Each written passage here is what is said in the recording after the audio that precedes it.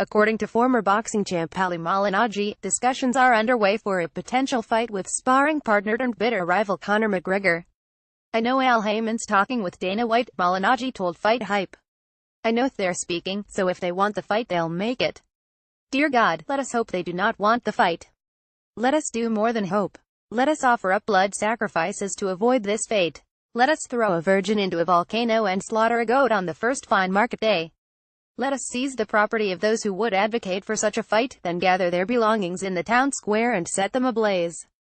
Let us never relent. On some level, sure, I get it.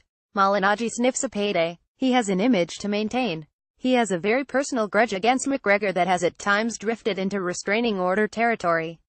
He has a very distinct way of pronouncing the word balls, balls, and a corresponding love of saying it over and over again. It's not surprising that he wants this fight, but the powers that be must not let him have it. The reason is very simple. While a little bit of ridiculousness can be fun, too much is just plain stupid. McGregor's boxing match with Floyd Mayweather, for instance, just absurd enough to be a good time, though even then we had to exercise extreme patience and suspend more than a little disbelief in order to enjoy it.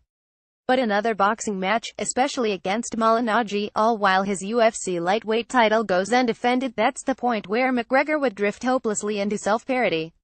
And for what I mean, money, sure. But there's plenty of that to be found elsewhere. The UFC is desperate for McGregor's return. MMA fans are, too. A better-than-expected performance against Mayweather likely only increased his star power, which means he could defend his UFC title against a coat rack right now and still break MMA pay-per-view records. A boxing match with Malignaggi, on the other hand, would be a step backwards in every meaningful sense. It would be the lazy sequel to the breakout hit The Speed 2 cruise control of combat sports matchups. And you know something, there's a good reason Keanu Reeves turned that sequel down, and it's because he has some sense.